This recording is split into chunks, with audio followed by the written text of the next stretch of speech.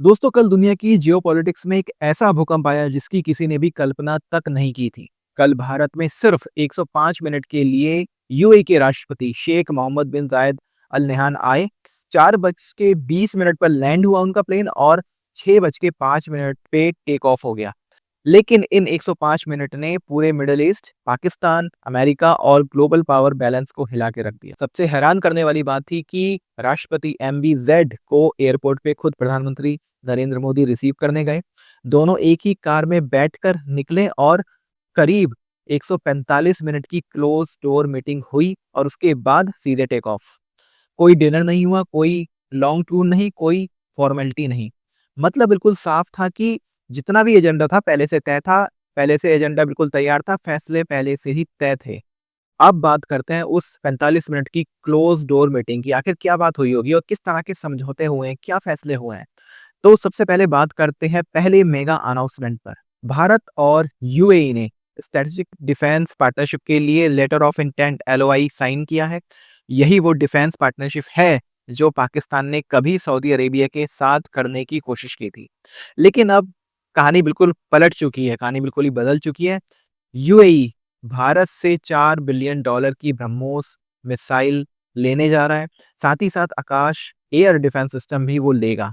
और याद रखिए दोस्तों, ये जो ब्रह्मोस मिसाइल है, आज तक पाकिस्तान को इसका डर है। सबसे ज्यादा डर पाकिस्तान को ब्रह्मोस मिसाइल का है। और ऑपरेशन सिंदूर से आज तक पाकिस्तान हो या पाकिस्तान की मीडिया, वहां की सेना ब्रह्मोस मिसाइल को भूली नहीं है। अब यही मिसाइल यूएई में डिप्लॉय होगी।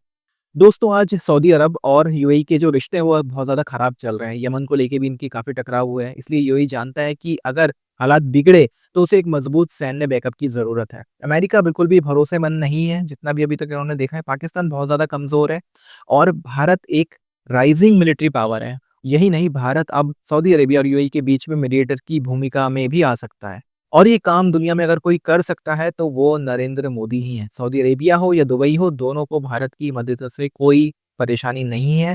और मोदी जी की जो एक इमेज है दोनों देशों में, दोनों देशों के नेताओं के बीच में, वो बहुत ही अच्छी है। और सबसे बड़ी चीज़ है कि भारत पे इन लोगों का भरोसा है। अमेरिका पे बिल्कुल भी भरोसा नहीं कर रहे हैं और पाकिस्तान किसी लायक नहीं है। अब बात करते हैं दूसरे अनाउंसमेंट की, यानी कि एनर्जी बॉम्बशेल। यूएई में एक बड़ा ऑयल ब्लॉक बना है जिसे भारत ही ऑपरेट कर रहा है।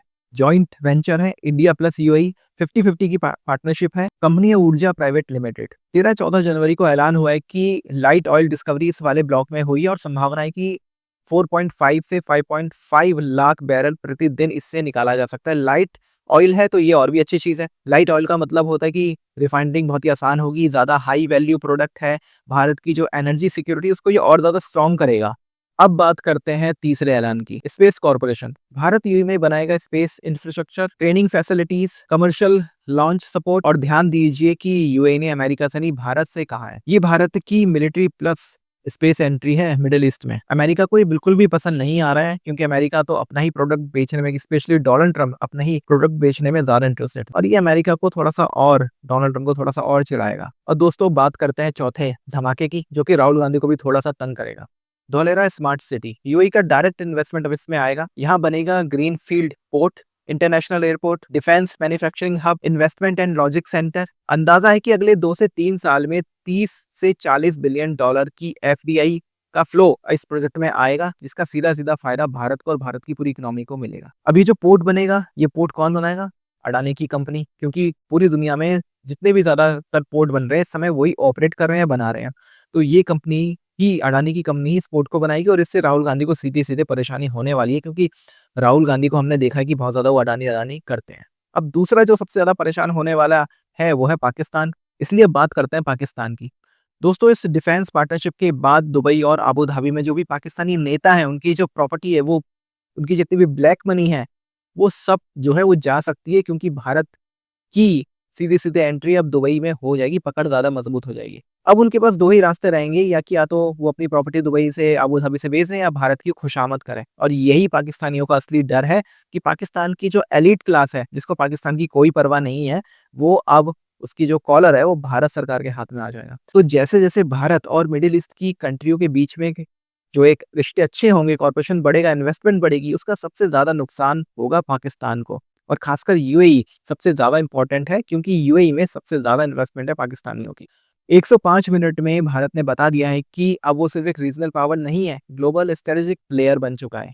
और यही वजह है दोस्तों कि जो लोग इस 2 घंटे की विजिट की इम्पोर्टेंस समझते हैं, इस दौरे की इम्पोर्टेंस समझते हैं और ये सारी चीज़ें समझते हैं कि भई पाकिस्तान और किस तरह से पाकिस्तान को भारत मिडल ईस्ट से निकाल रहा है, वो सभी लोग बोल रहे हैं कि वाह मोदी जी वाह!